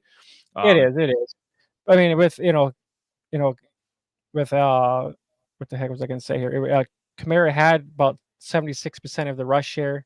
About 18% of the target share when it came to receiving too as well. So I mean, he had a little bit of that. There was Olave, and so he had a little bit in that pie of target shares. So receiving yards and all that good yada yada stuff. But I mean, where they did get to, I mean, he had a couple red zone attempts, and he had 2 touchdowns in the red zone as well. So I mean, he's more of that pass catcher that will get you some touchdowns in the red zone more than likely. But I mean, other than that, I mean, Alvin might be he might be a little bit of a bust because I mean, I don't want to say he's a bust, but I mean, it's very possible that he probably will be. But I mean, other than that, he's got bust yeah, potential just because of where people are going to be, based because where people are going to be drafting him. No, if there's somebody in your league that's dumb, if you're in a dynasty league or something along those lines, and you want to get some value for him while you still can, and somebody just likes the name value, like, oh, I can get my hands on Alvin Kamara. If you can fleece somebody in a trade, I mean, go for it. But now's the time to move off him. I really believe that or just kind of let him slide down the board if it's a year-to-year league. I wouldn't be too high on and maybe you get some value for him. Maybe back half of the season after the suspension stuff is over, maybe Williams is burnt out at that point because they've been using a lot of Jamal Williams. Maybe Kendre's not ready. Kamara comes in, starts ripping off 80, 90 yard rushing games and catching 4 or 5 balls, and he starts tearing it up again. And then you can find some value there too. But me and Jamie both think he's got high bust potential. Yep. Let's see. Chris Olave, he is a first rounder. Michael Thomas, honestly, I didn't get a chance and opportunity to kind of see which round he's been kind of going in at all. Late, probably late, more likely, but he'll be their number 2 guys. Yeah, he might be late. Rashid, he'll be probably undrafted. He'll be kind of like a wide receiver 3 with A.T. Perry too as well. I didn't get a chance to really dig into him. Ran out of time because I was kind of curious about him a little bit because he was their 6th round pick. So I mean, it's, Traquan Smith, he's like 30 some odd, and Brian Edwards, he's up there in age too as well. So I mean, Brian Edwards was from Atlanta. I mean, he played all right. I mean, other than that, these 2 guys were pretty much wide receiver for his little 200, 300 yards tops, 1 or 2 touchdowns in there. I mean, good enough to stay in the league. I remember Brian Edwards with the Raiders and Falcons. These guys are just guys, warm bodies. Yep, Trey Smith. I mean, yep. Oh, 27th. Yeah. So I mean, he's been around a while, and I think Brian Edwards is 32. I think he's up there in age too. Yep. 20. Oh, actually, never mind. 24. I was looking at the wrong one.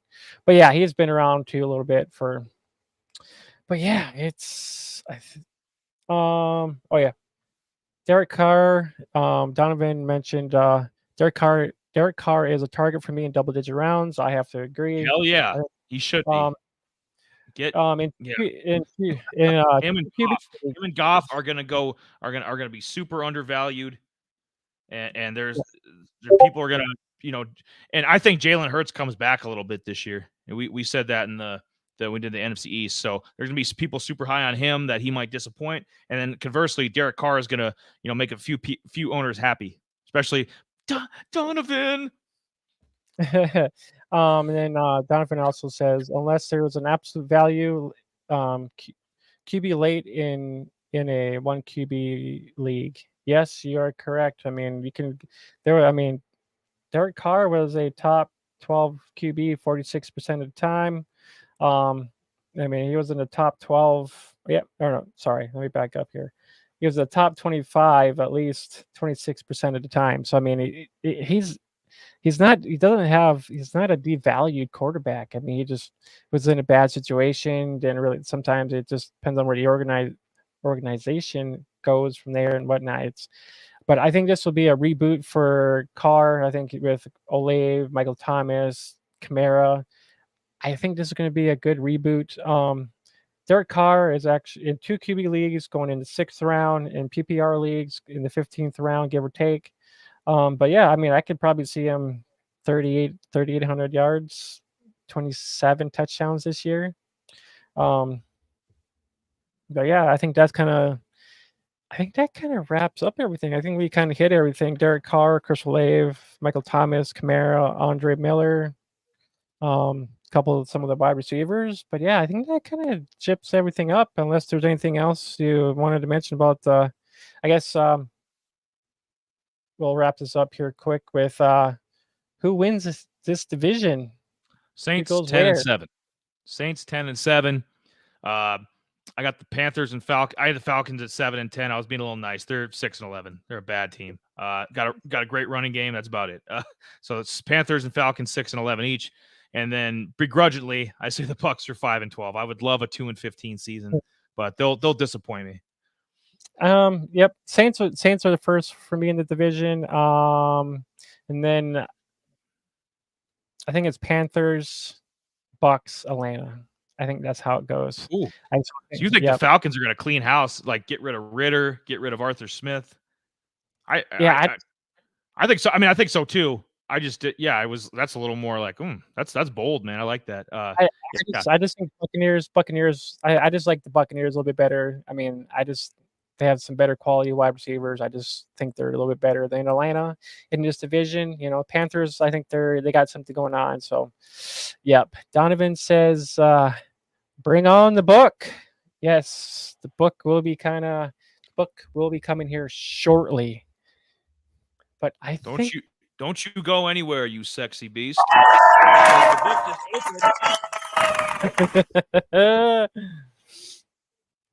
I can't see anything. Where's my mic? Where am I at? All right. So I don't know if you guys had heard any of this stuff on like NFL Network or Twitter or wherever the hell, but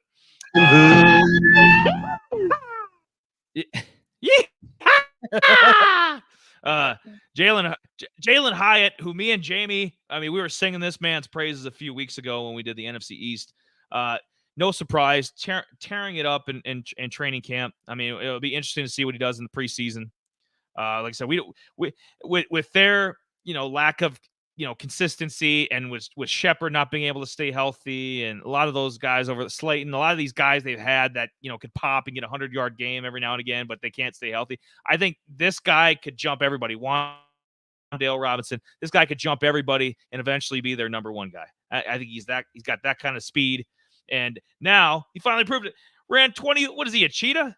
Ran 24 miles an hour. They clocked him. That's how fast this kid is. They clocked him.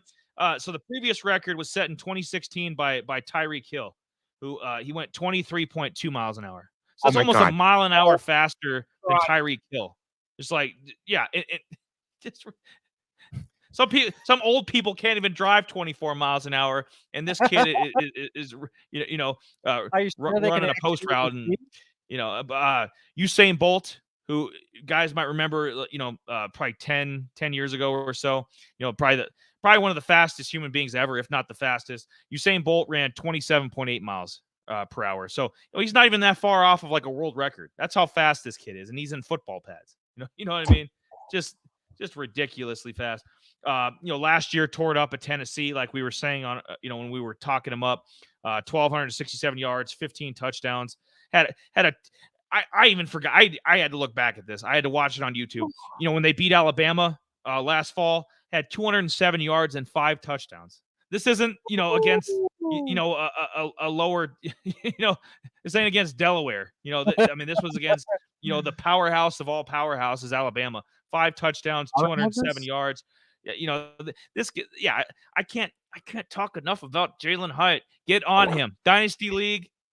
I'm telling you, this is the truth. This kid, he's gonna be the next Odell.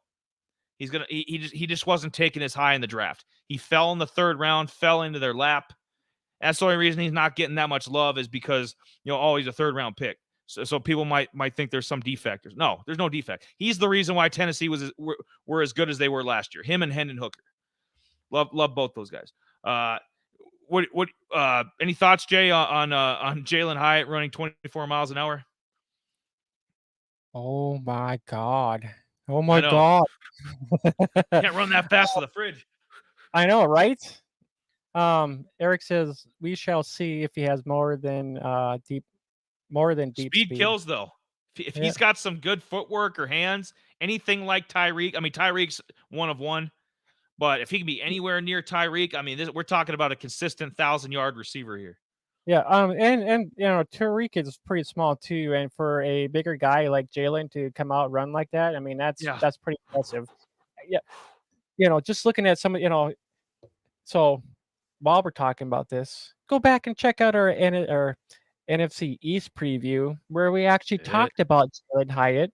So go back and check that out, and then you'll be like, "Oh, wow, okay."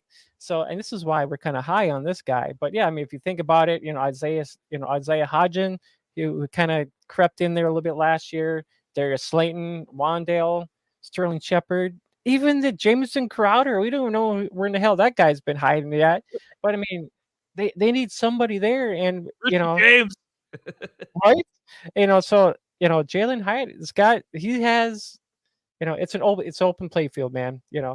So I mean, it could be anybody's. You know, I'm dumbfounded right now. I just lost the speech right now just because it's just like the opportunity is there for Hyatt to actually be the number one guy, and that's what I think there. But And that's the point of this show. There's a few guys that we're super high on that we're like we're giving you here's a little spoiler. Jalen Hyatt, dynasty drafts that are coming up. And this is August. This is money time. This is when all the drafts happen between now and probably the 1st September, somewhere in there. Oh yeah, yep. Yeah. Snag him up. You're going to get great value in return the next 5 years. I guarantee it. You're gonna like like they said in the Men's Warehouse commercial. You're gonna like the way you look. I guarantee it. And now the book is closed. There we go. It is closed because I was gonna say something. Now I forgot what I was gonna say. Now it's okay because you're making fun of the Falcons. Yeah, but no. But yeah, just oh yeah, that's right. So it is. I was actually gonna say tomorrow. There's a football game tomorrow. Hall of Fame game. Oh boy. Yes. Oh boy. What? So yes. What? Football. Okay. Yep. So we'll actually. I'm gonna watch that game a little bit tomorrow. But yeah, I think this actually kind of wraps everything up. So I hope everybody enjoyed our Dirty South preview. It was kind of dirty. We had to slip and sleuth through that dirty water. We got almost snipped by a couple alligators, but I think we made her. We almost we made her through. So next week, we're actually going to hit on our last and final division. Finally, it's like where we're traveling. Where are we going? The NFC East. We're going to hit up those mountains. We're going to go hiking. Roll west, young man. Let me get my cowboy hat. Let me do a giddy up. A lot of people are out in Sturgis this week. They went west, and we're going to go west next week too. talking about some Rams, some 49ers, some Seahawks, and those damn Cardinals who we are going to trash. And we're going to trash Kyler Murray. Yeah, if you're a Kyler Murray hater, you're going to love next week's show. Yes, you will. But yeah, I think we might have a guest with us next week as well, but we'll save that for when the show does happen. So I'm not gonna put out any spoilers right now. We've said guests are gonna come on before, and we've let you down, so we won't do that again. Yeah, Anthony. No, Donovan says Kyler Murray for president. No. Denied. I'm done. But everybody, we appreciate everybody that came in, jumped in. Share this video. I want 100 views on this video. I want 100 views on this video. So open up your browsers, just hit play, let them run through, man. I just want everybody out there to I want 100 views. That'd be awesome. But make sure you join our Apple Pods, Spotify, Google Pods. I know we're out there in Intune, Audacity, and Podbean. Podbean. Yes. Lots of places. Yep. We're everywhere. And we got plenty of content. We're building the library, building the library up, getting the content ready. Maybe if you're nice, maybe we'll even we'll even start making some merch. Okay. That might be down the line too, but we need some help. We need some views. We need some comments. If you guys have any questions for us, I loved answering that fantasy trade proposal tonight. If we can help people out with our thoughts and opinions or make it entertaining at all, we will. You don't have to keep it. Obviously, it's going to be NFC West heavy next week, but if you have any questions like that, especially now that the season is within a month, 5 weeks or so, yeah, go ahead and that's what the show is for. So if you have any offbeat questions, we'll answer all of them. Yeah, and make sure you join our Discord too as well. The links in the description. So click that little link in there and join our That's Discord. entertaining. Yeah. Yep. Since Twitter has gone to being triple X now, it's kind of disgusting. But Discord is the way to go now. But I'm gonna give ourselves a round of applause. It's been almost 2 hours, and I think we did a pretty good job. I hope everybody hope everybody likes. But click a like on this video too as well. And yeah, I don't know what else is there anything else to plug? I think we're almost done because I'm out of fresh air. I need some more air, but he's out of fresh air. I'm out of man juice. Probably get censored for that. It's okay. No, tune in, same bat time, same bat channel. We'll be back next Wednesday night doing NFC West, and yeah, go and support Palazzo, some of our Govier over there, and a couple other guys that are part of that network and channel. Like they support us. So any footballers, so any football podcast for that matter. Now's the time. Support everybody. And start list. Get football heavy. Jamie's prepping. I'm prepping. Drafts are coming up, and it's money time in the fantasy world. So August is super heavy. So yeah, thank everybody for tuning in tonight, and we'll see you next week. Yes, we will. Eric, you have yourself a good night as well. So we'll see you guys all next week. So we are from Out of Rhythm. I'm Jamie, and that's Eli. We'll see you guys next week. Toodles.